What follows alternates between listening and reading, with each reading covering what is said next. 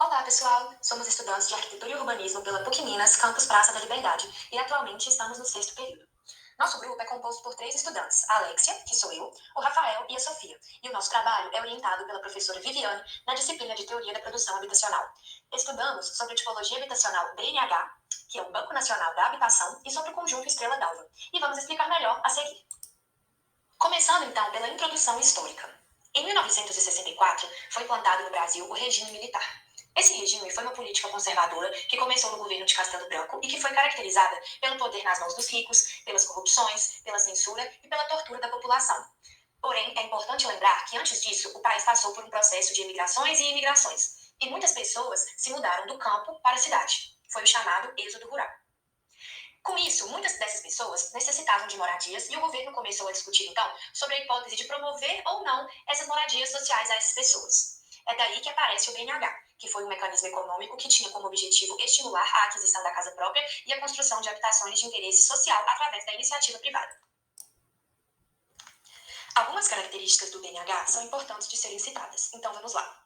O Banco Nacional da Habitação foi uma empresa pública voltada ao financiamento de empreendimentos imobiliários. O BNH, então, gerenciava tipos de financiamentos destinados à compra de imóveis, como, por exemplo, o FGTS, o SFH e o SFS. Com isso, teve uma promoção para a população carente adquirir a sua casa própria.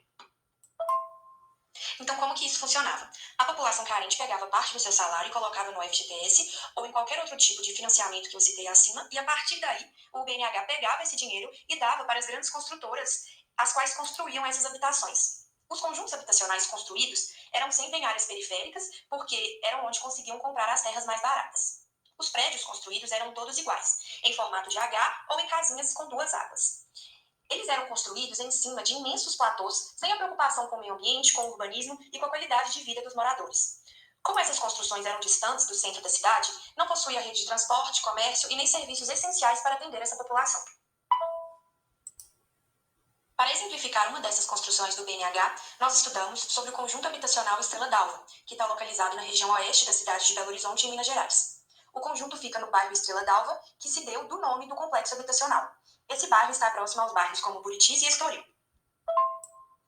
Essa área antigamente era muito afastada da região central de BH, pois se tratava de uma fazenda que chamava Cercadinho, e se localizava em uma região muito íngreme e com curso d'água a céu aberto no entorno, características frequentes encontradas nas construções do BNH. O projeto do conjunto habitacional Estrela d'Alva foi feito pelo arquiteto Joel Campolina em 1977, característica que já diferenciava das outras construções do BNH, pois eles nunca se preocuparam antes com a contratação de arquitetos e nem com a qualidade de vida dos moradores.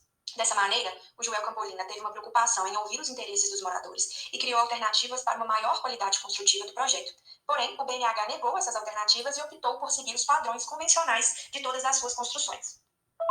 Disso, o conjunto habitacional Estrela d'Alva é uma das construções do BNH que deu certo no final de tudo.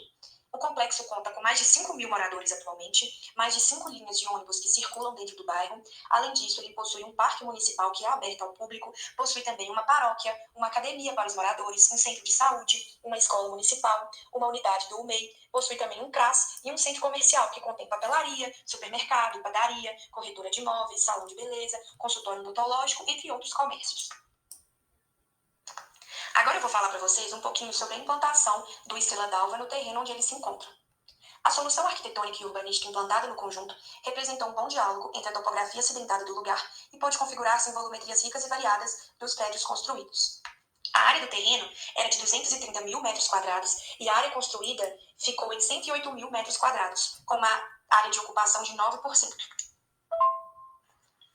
A divisão dos espaços do conjunto ficou definida da seguinte maneira: 133 mil metros quadrados de área de estacionamentos e áreas livres, e os outros 28 mil metros quadrados para as vias de circulação. Já os edifícios construídos se resultaram em 81, sendo que 67 deles foram de 4 pavimentos e os outros 14 foram de 6 a 10 pavimentos. E cada apartamento tem uma área média de 79 metros quadrados, alguns com 2 quartos e outros com 3 quartos. A implantação dos edifícios ao longo do grande terreno se deu observando a topografia acidentada e os aspectos ambientais e de conforto. Sendo assim, ao analisar a insolação, o arquiteto Joel Campolini e a sua equipe decidiram padronizar a solução, adotando uma única referência de orientação para todos os setores, tendo apenas 4 sentidos de insolação diferenciadas. A gente pode observar nesta imagem de implantação que as construções não estão alinhadas aos eixos da via, mas elas mantêm referenciais de orientação nos pontos cardeais leste e oeste.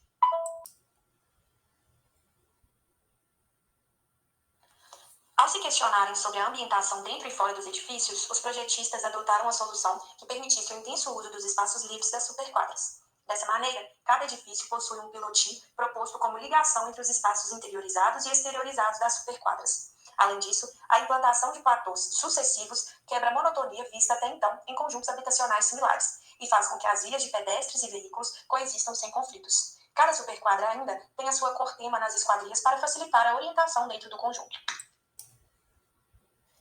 Nesse corte esquemático é possível a gente perceber a topografia acidentada do terreno e como se deu a implantação dos edifícios e dos platôs. Na planta do pavimento tipo, pode-se observar que mesmo com a rigidez arquitetônica que o BNH exigia, os arquitetos conseguiram criar uma alternativa interessante para o conjunto habitacional Estrela d'Alva. Além disso, a planta do pavimento térreo mostra que alguns aspectos de adequação climático-ambiental foram analisados e efetivamente influíram na concepção final do projeto. Houve preocupação ainda de identificar as características da microrregião da área, através de consultas e análise de dados, e com isso procurou-se delinear o perfil bioclimático e ambiental da área, destacando a temperatura, o regime dos ventos, as densidades adjacentes e a infraestrutura urbana. Como eu disse anteriormente, os arquitetos se preocuparam com alguns aspectos de adequação climáticas para o maior conforto ambiental dos moradores do conjunto habitacional Estrela d'Alva, entre eles a temperatura, os ventos e a infraestrutura do entorno.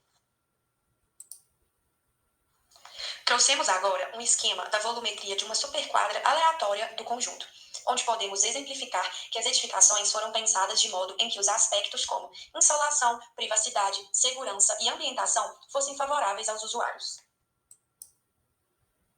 As janelas utilizadas são verticalizadas do tipo máximo ar, pois são as mais adequadas para a situação de alta densidade que se apresenta no local e promovem a privacidade e a segurança, por permitirem uma maior privacidade no interior dos apartamentos, maior controle de incidência dos raios solares no interior dos cômodos, melhor utilização dos compartimentos ao liberar maior superfície de parede, promove ainda uma maior segurança no uso ao eliminar o perigo de acidentes com crianças e idosos. Permitem a continuidade da ventilação interna, mesmo com chuva, pois elas podem permanecer parcialmente abertas sem a penetração da água. E, por fim, mas não menos importante, promovem uma melhor ventilação, pois ocupam a totalidade do pé direito e facilitam a renovação do ar interno.